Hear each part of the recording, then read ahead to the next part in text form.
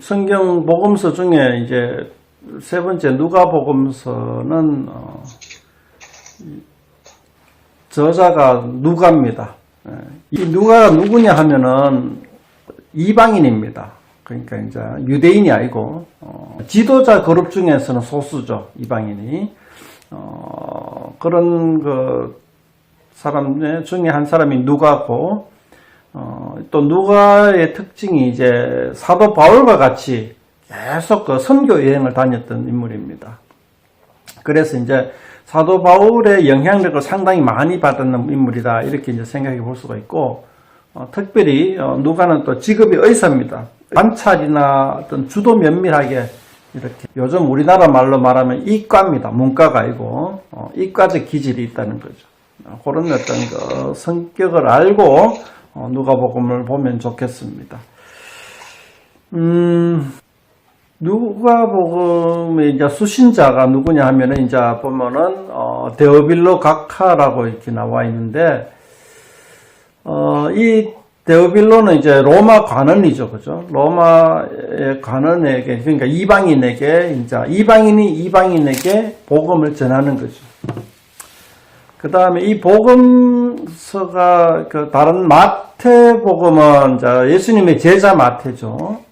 그 다음 마가는 좀 다릅니다만은 이제 요한복음도 예수님의 제자 요한입니다. 근데 누가는 예수님의 제자가 아닙니다. 예수님의 제자가 아니고 아까 이야기했다시피 사도 바울로부터 영향력을 받은 기독교인 믿음의 사람이죠.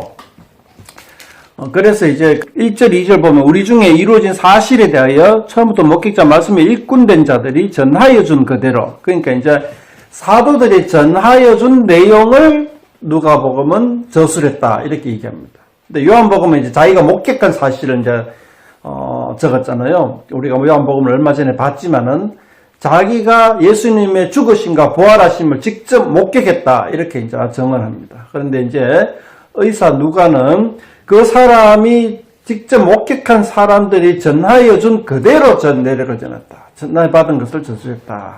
그렇게 이제 이야기하고 있습니다. 이런 사실이 이제 조금 있었고 그 다음에 이야기가 많은데 두서없이 좀 이야기할게요.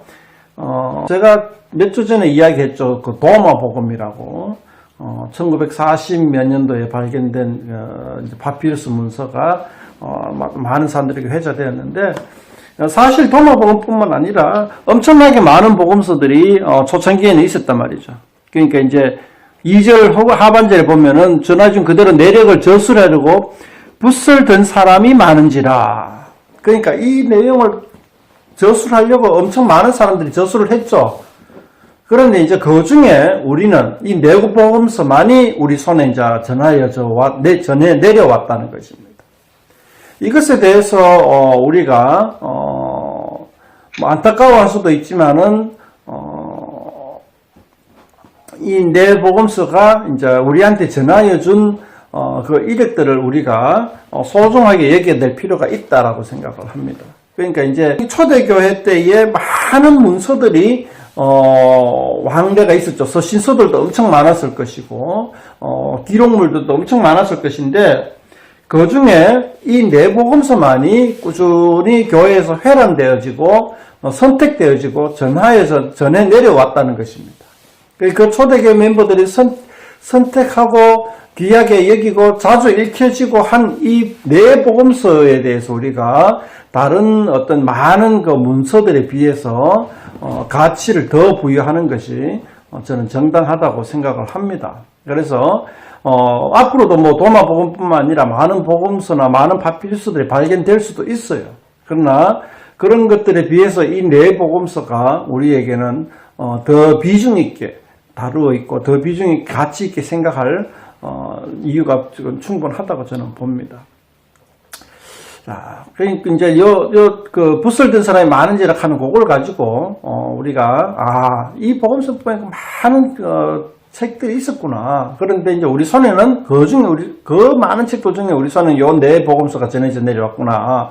그 외에도 많은 서신서들이 있지만은 그렇게 생각하시면 되겠고 이 누가복음은 또한 좀 비교적 많이 후대에 전해졌죠. 왜냐하면 사도 바울이 순교하고 난 다음에 사도행전은 최소한 그렇습니다. 사도행전은 순교하고 난 다음에 저술된 것으로 추정되어지고 누가복음도 바로 그것과 비슷하게 이제 아마 사도 바울의 순교를 기점으로 해서 누가복음과 사도행전을 기록할 의지가 생겼다 이렇게 이제 볼 수가 있겠습니다. 사도 바울이 순교할 쯤에 되면은 이제 로마시 전체가 이 예수님에 대한 인물에 대한 궁금증들이 확 폭증됐으니까요.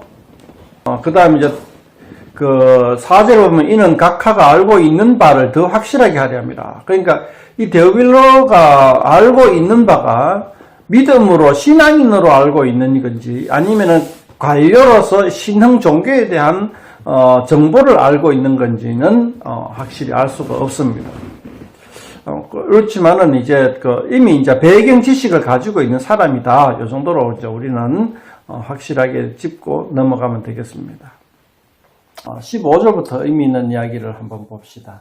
그가 주 앞에 큰 자가 되며, 주는 이제 그죠, 예수님이죠. 예수님 앞에 큰 자가 되고 포도주나 독간술을 마시지 않으면, 구약의 포도주나 독간술을 마시지 않는 그런 건 이제 그거죠. 나실인이라 하는 건데, 나실인은 하나님 앞에 평생 헌신하기로 작정되어 있는 자라는 뜻입니다.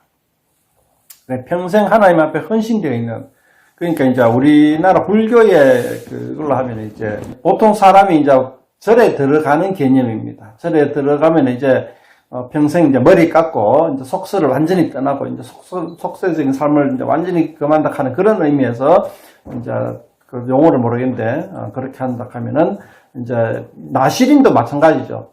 이제 일반인의 삶을 살지 않고 하나님 앞에 완전히 이제 복속된 사람이다 하는 의미로서 나실인인데, 그 나실인의 그 상징적인 의미가 이제 포도주나 독한 술을 마시지 아니한다 하는 게 이제 그 상징적인 행위죠.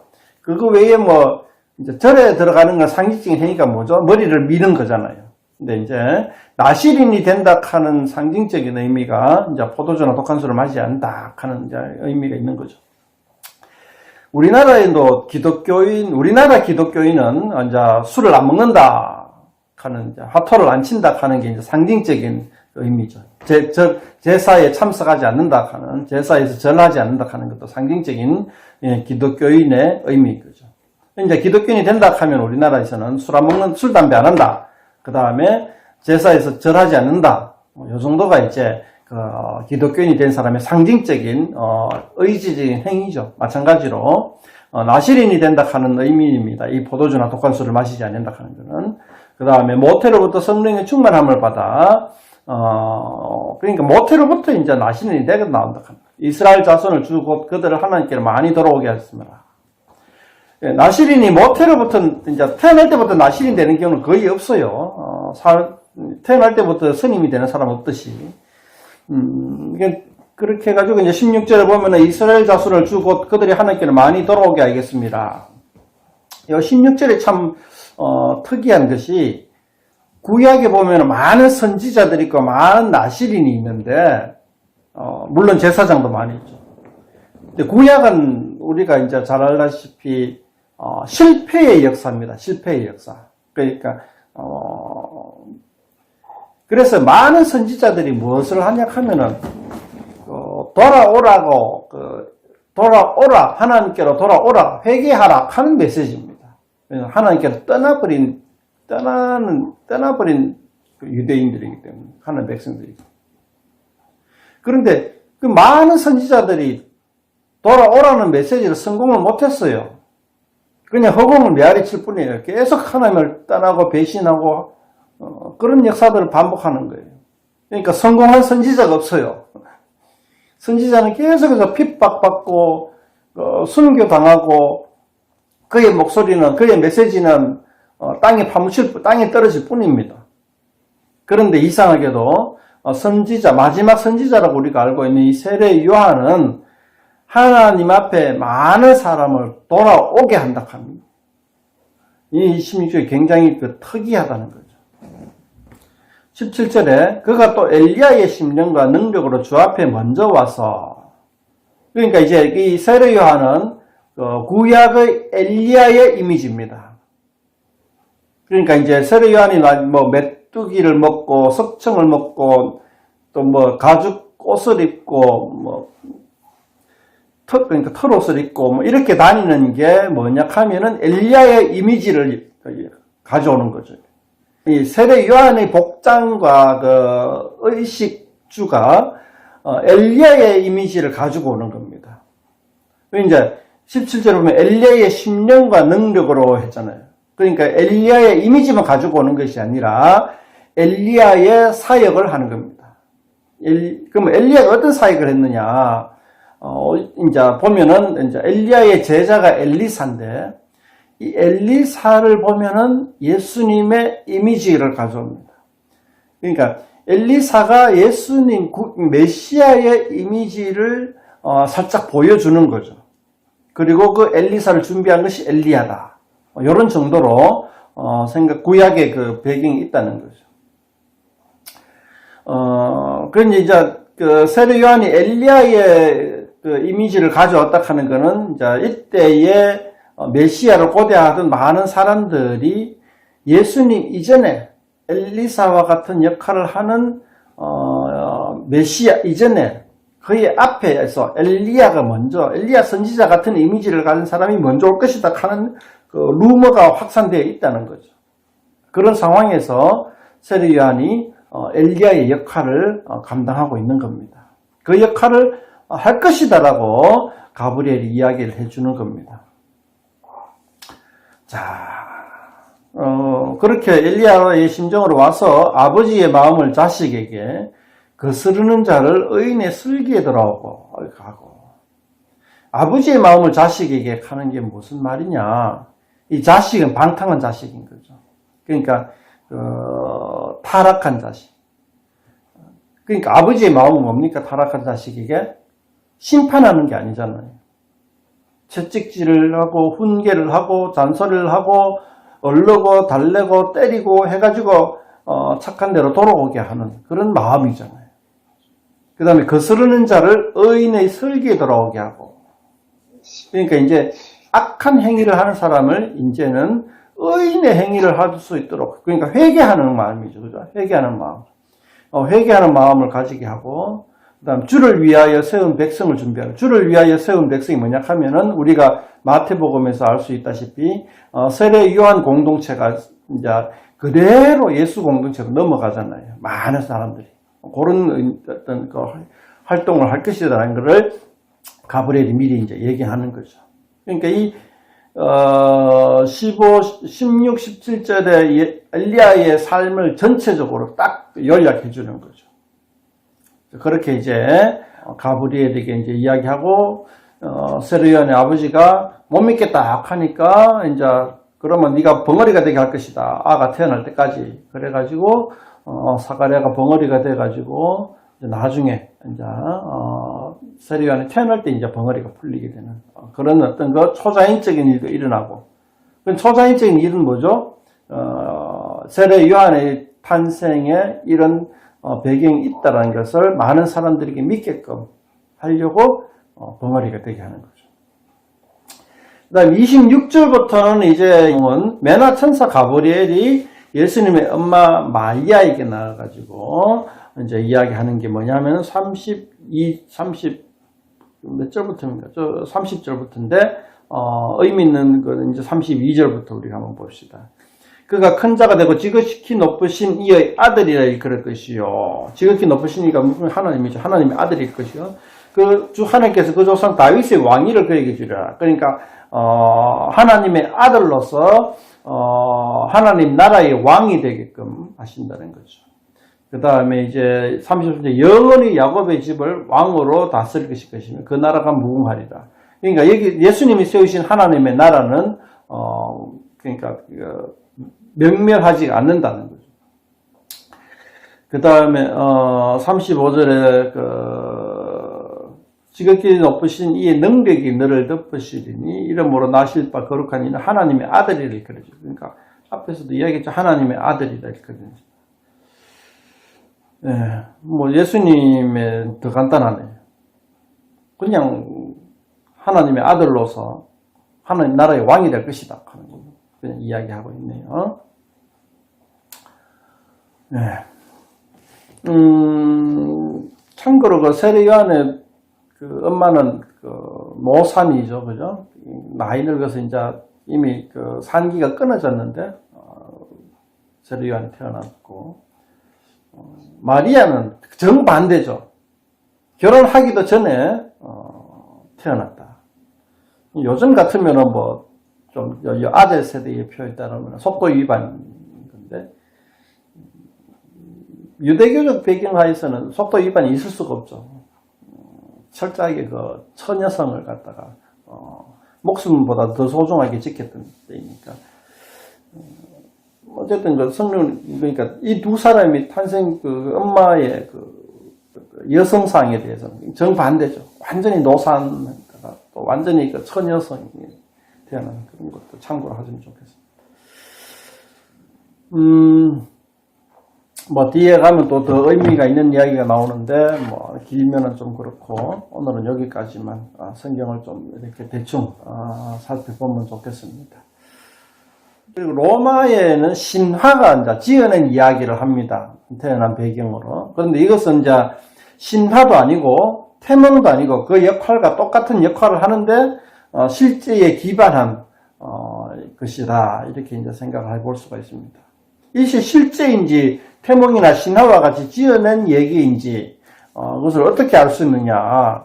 우리는 그걸 갖다가 그 과학적 자세로 탐구해서 이것이 사실인지 아닌지를 밝혀내기는 힘이 듭니다. 단지 우리는 이 의사 누가의 정언을 믿을 뿐인 것입니다.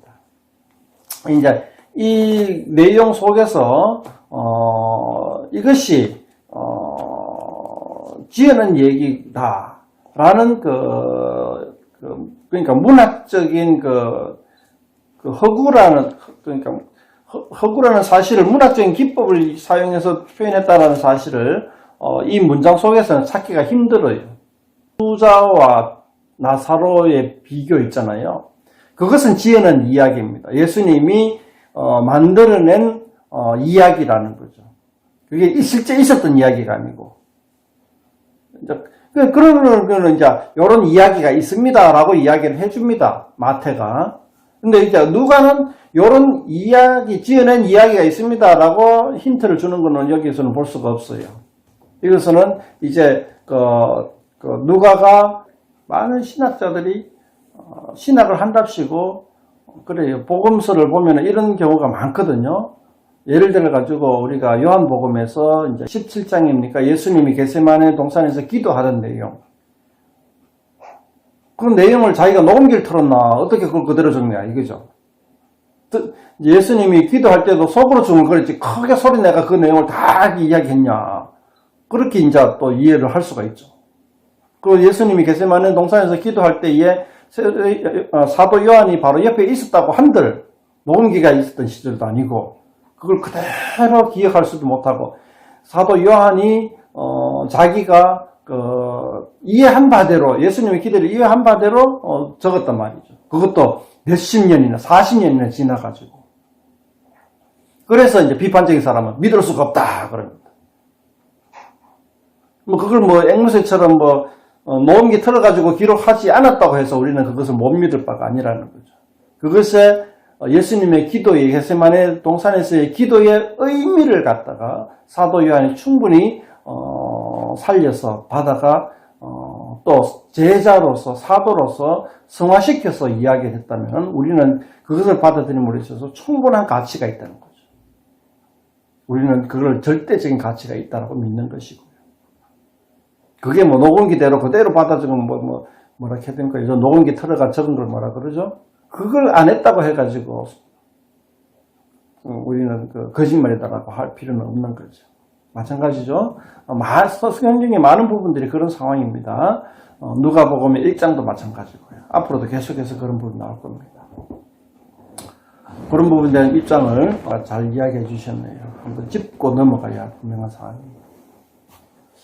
또 다른 이야기들이 있으면 이야기해 주시면 고맙습니다.